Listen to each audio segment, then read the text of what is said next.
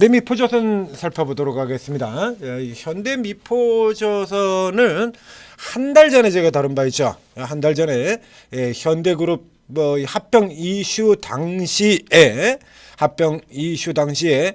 현대중공업하고 현대미포조선은 급락을 하고 한국조선해양을 오르고 그룹주 내에서 롱숏 플레이 치면서 깽판 칠 때 요때 분석을 하고는 지금 처음인데요. 이 현대미포조선이 원래 그렇게 만만한 종목은 아니에요. 요 앞에도 이제 중간중간 간혹 이제 등장을 했는데 이 종목 자체로 등장을 한 게 아니라 이거 어떤 형태로 얘기를 드렸었냐라고 하면 이 각 섹터 내에서 굉장히 빠르게 움직이는, 언제나 가장 빠르게 움직이는 종목들이 있다라고 얘기 들었죠. 석유화학 업종에서는 대한유화가 20년째 가장 빠른 종목입니다.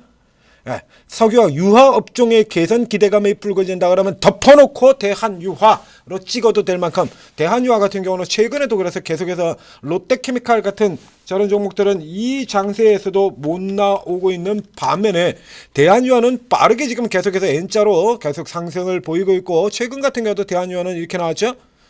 대한유화 2년 만에 분기 흑자 전환 기대 이러고 계속 나오는 것처럼 이 조선주에서도 이 대한유화 같은 역할을 하고 있는 종목이 있는데, 그게 바로 이 현대미포가 되겠다 이겁니다. 그러니까 모든 조선 사이클에서 가장 먼저 올라 들어가는 기업이 되겠어요. 자, 이건 그러나 일단 현재가 이제 조선이 이제 마구 미쳐 날뛰고 있는 이런 상황에서는 이미 사전에 앞서서 먼저 올랐다라고 얘기 드렸죠. 유화 같은 경우도 그렇죠. 먼저 올라가는 건 대한유화가 되고요. 뒤에 나가가지고 속도 내고 들어오는 건 금호석유화 같은 종목이 있고, 조선 같은 경우도 얘가 먼저 올라 들어가는 흐름 보이는데 그 뒤에 현대중공업이 있고요. 그리고 하나오션이 있고 삼성중공업이 있고 조선기자재가 있고, 그러니까 초기 국면에선 돋보이는 기업이 됩니다만 그 뒤에는 그렇게 크게 돋보이질 않아요. 그러니까 저희가 분석도 그렇게 많이 해드리지 않았던 기업이 되겠습니다. 자, 이건 이제 현대중공업하고 합병되는데요. 지금 오늘 이걸 왜 분석을 하느냐라고 하면, 자, 지금 이 기업들에서 지금 이런 짓들을 많이 하고 있는데, 뭐 예를 들자면 항상 실적 시즌에 들어오게 된다라면 전망 사기, 수급 사기, 실적 사기, 온갖 사기극이 다 펼쳐진다라는 얘기를 드린 바가 있죠. 이제 여기서 아주 지엽적인 부분들 가지고 호도시키는 흐름이 나오게 되는데, 자, 이게 현대미포가 나쁘다는 얘기는 아니고요. 자, 이게 조선이 나쁠 리는 없죠. 조선이 나쁠 리는 없는데 지금 엉뚱한 얘기를 하고 있다는 얘기입니다. 자, 이게 무슨 얘기냐라고 하면, 자, 앞쪽에 이제 현부에서 26%가 오를 것 이렇게 현대미포조선 뭐 당연히 좋은 건데요. 여기 같은 경우가 좀 문제가 되는데, 자, 이 방산 사업으로 시너지 극대화 예정이다 이겁니다. 그럼 미포가 방산 사업을 하는 게 아니고 현대중공업하고 이제 합병이 되잖아요. 그렇죠? 이 합병을 하게 되면 잘 아시다시피 현대중공업 같은 경우도 MRO 분야에서 하나오션은 하고 계속해서 다투던 기업이죠. 하나오션이 조금 앞서 나가 있는데 계속해서 이거 가장 하나오션하고 계속해서 경쟁하는 기업이잖아요. 현대중공업에도 방산 부분이 있죠. 군함사업. 그래서 합병을 하게 되면 이렇게요. 합병을 하게 되면 현대미포조선이 가지고 있는 요 도코 중에서 두 개를 특수선 방산 쪽으로 돌리면 군함 쪽에서 더 늘어날 수 있다. 극지방 세빙선 같은 경우, 이번엔 미국 같은 경우에서 이건 이제 우리 건 빼버리고 전량 일단 발주를 노르웨이에다가 해버렸죠. 이런 것들이 있는데 어쨌든 요런 부분들이 이제 확장이 될 것이다. 합병하면 합장이 될 것이다. 이거. 그럼 기본적으로는 이게 현대중공업하고 이렇게 맞춰서 들어가게 되는 건데요. 자, 현대중공업의 주가가 이제 합병 비율이 이제 0.4가 나옵니다. 0.4. 그 실질적으로는 사실은 이게 주가가 현대중공업 쪽 주가, 현대미포가 합병을 하게 되면 이게 웃기는 거예요. 합병을 하게 되면 이제 이게 특수선 사업부하고 이런 것들이 이쪽에 나올 거다라는 얘기지 않습니까? 근데 합병하면 현대중공업이 되는 건데 무슨 합병하면 현대미포라는 회사 자체는 없어져요. 그냥 현대중공업만 남는 거지. 이 말이 안 되지 않습니까? 이게 합병을 하지 않는 상태에서 현대중공업이 하고 있는 방산 사업을 현대미포조선이 넘겨 들어왔을 때는 그러면 현대미포조선에도 현대미포조선의 방산 부분이 부각이 되는 흐름이 되게 될 건데, 합병하게 되면 이제 이렇게 도크를 이쪽으로 넘어 들어가서 방산 사업으로 넘어 들어가겠다는 얘기입니다. 근데 합병을 하게 되면 현대미포 자체가 없어지고 현대중공업 하나만 남아요. 그럼 그 현대중공업 원래부터 방산 그거 하고 있던 애야. 이게 무슨 의미가 있어 이게? 호도하는 거죠 이거. 그 주가의 흐름 같은 경우도 마찬가지인데 지금 비율이 합병 비율이 0.4예요. 0.4. 자, 그러면 현대중공업이 지금 58만 원 들어가고 있으니까 간단히 현대중공업 58만 원에다가 여기다 0.4를 곱해 보십시오. 그러면 4 하면 지금 48, 30이니까 23만 2천 원이 되겠네요. 23만 2천 원. 어제 같은 경우 현대중공업이 딱 이 가격 들어왔지 않습니까? 그러면 이 현대미포조선의 가치도 이거하고 이제 계산해 가지고 그냥 그대로 계산하면 되는 겁니다. 23만 2천 원이 나오는 거야. 근데 이거 덜 나왔죠? 이게 덜 나온 거 그지? 어제 이제 치고 들어가서 이제 23만 2천 원 딱 가격 따라 맞춘 거고요. 그냥 현대중공업하고 똑같이 가는 것뿐이야. 합병할 거잖아요, 어차피. 근데 요런 식으로 해가지고 호도를 한다는 얘기입니다. 합병을 하게 되면 얘가 단독으로 방산을 하는 게 아니라 합병을 하게 되면 이제 현대중공업이 하던 특수선 그다음에 군함 요걸 하게 되겠다는 얘기거든요. 근데 합병하게 되면 현대미포조선이 없어져요. 그냥 현대중공업만 남아. 요런 식으로 애들이 사기를 친다라고 얘기를 드린 겁니다. 실적 시즌만 되면 실적 시즌만 되면 지들이 살 종목들 같은 경우에 여러 번 얘기 드렸죠. 지들이 사는 종목 같은 경우는 이렇게 실적이 왔다 갔다 하게 되면 전기 대비 전분기 대비 이렇게 해서 전기 대비로 전분기 좀 전에 나왔던 그 아바텍 같은 종목들 이런 종목들 실적 왔다 갔다 할 때 있지 않습니까? 요런 태가 된다라고 하면 지들이 유리한 쪽으로만 비교를 한다. 이거 앞에도 여러 번 보여드렸잖아요. 어제 삼지엔터 같은 경우에서도 설명을 드렸었고요. 요게 요런 케이스들 같은 경우에 비교를 해보면 여기요. 요게요. 요런 때 같은 경우에 그죠?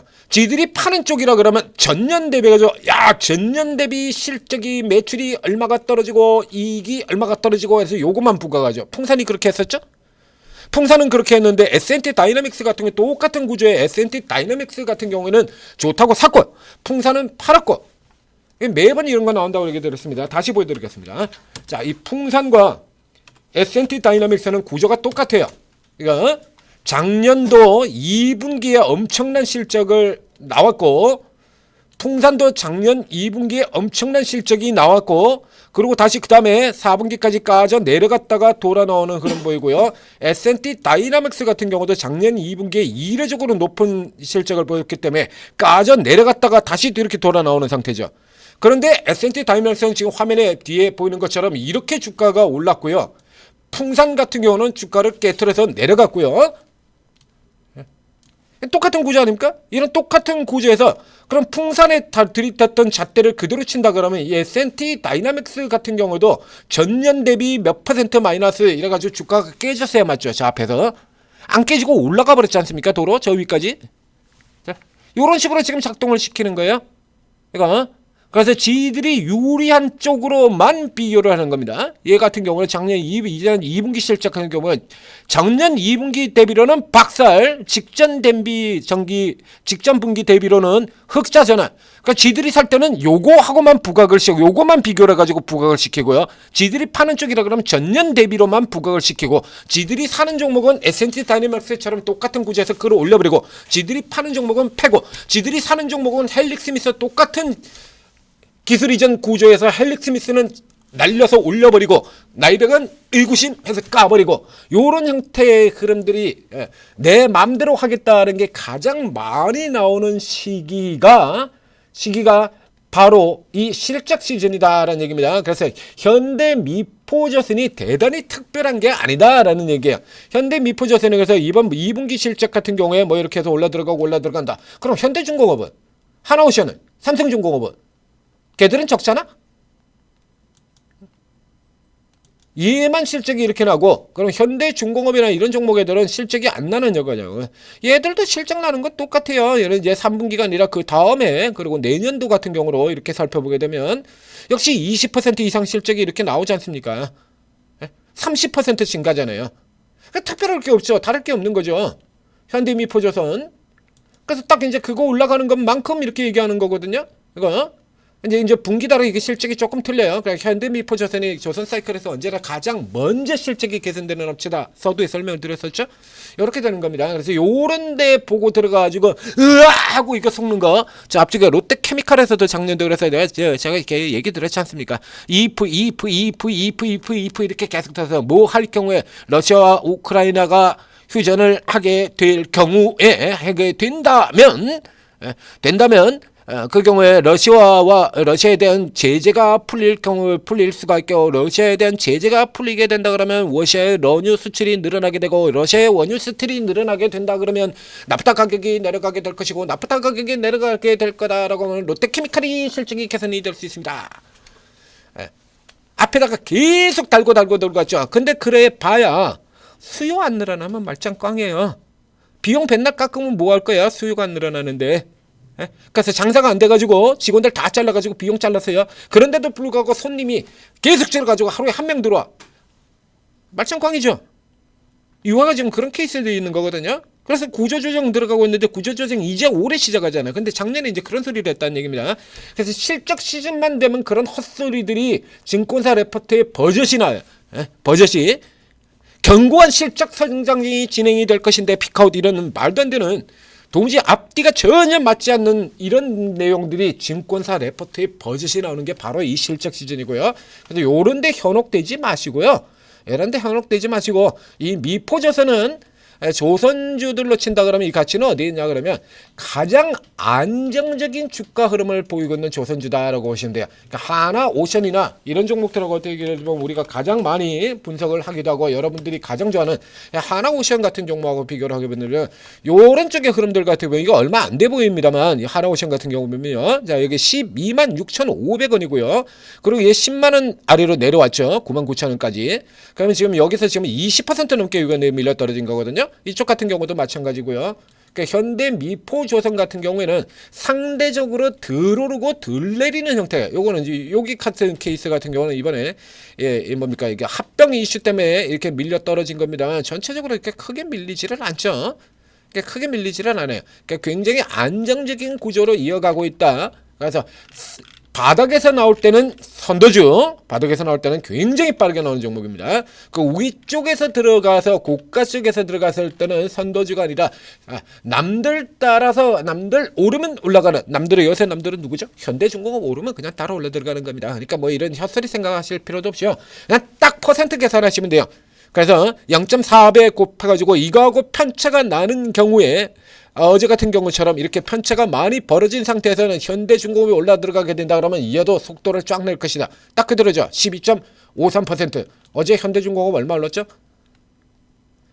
어저께 현대중공업이 여기도 12%. 이러면 요런 거 이제 따라 맞춰서 들어간다는 얘기입니다. 이렇게 그냥 보고 그대로 판단하시면 돼요. 그러니까 굳이 현대미포선 살 필요 없죠. 그냥 현대중공업 이거 그냥 계속 하시면 되는 겁니다. 자, 전재투자TV 구독, 좋아요 눌러주시고, 자, 제가 개장이 되었습니다. 지금 2차 전지가 개장 직전에 굉장히 빠른 속도로 올라 들어와서 지금 2차 전지 중에서 이스 스페셜티 케미칼 같은 종목들도 지금 분석이 나가 있는데요. 자, 이건 전체적으로 계속해서 이제 저가 쪽에 대한 관심을 조금 늘려야죠. 자동차, 2차 전지. 저 앞에서부터도 얘기 드렸었죠. 얘들만 올라 들어가도 지수 1000포인트는 가볍게 올라 들어갑니다. 이제 바로 지수 이렇게 올라 들어간 거 여러분들이 보고 계신 거고요. 2차 전지와 자동차만 올라 들어가도 바로 지수 1000포인트 올라간다라고 얘기 드렸지 않습니까? 자, 그러면 이렇게 헤매고 있는 이런 종목에서 여태 수익을 제대로 못 내신 분들 같은 경우에 여기서 또 기회가 온 거죠. 기존의 수익을 많이 내신 분들은 자, 기존 이미 다 올라가서 걸려있는 종목들 차익 실현하고 또 다른 수익을 낼 수가 있는 거고요. 자, 이거 오르고에 들어오시게 되면 오르고에 있는 24명의 전문가, 이 중에서 코인 2명 제외하면 22명의 전문가 스타일이 다 틀리고 주특기 분야가 다 다릅니다. 반도체 잘하는 분도 있고 바이오 잘하는 분 있고 2차 전지 잘하는 분도 있고, 자, 요런 분들 같은 경우 지금 들어가서 노려야 되는데 여러분들이 이 중에서 모르잖아요. 이 중에서 누가 2차 전지를 잘하는지 모르죠. 그래서 이게 방에 들어가셔가지고 우선 추천주만 덮어놓고 따라다닐 게 아니고 추천주는 뭐 수십 개씩 나오니까요. 아무리 장세가 약해도 전체 방해를 다 들어가 있다면 추천전 한 10개 나옵니다. 다 못 사죠. 못 삽니다. 자, 그러면 일단 들어가서 요거 이제 전문가 특기를 파악을 하셔야죠. 그래서 아침 같은 경우는 저희가 방향을 잡아 드리잖아요. 그러면 거기서 이제 그 2차 전지 분야를 잘하는 거 이걸 파악을 해 두셨다면 그는 이제 그날 같은 경우는 그분만 열심히 집중적으로 가지고 살펴보시면 되는 거예요. 바이오가 다시 저점 찍고 돌아난 다음 또 바이오 잘하는 사람 열심히 따라다니면 되는 거고요.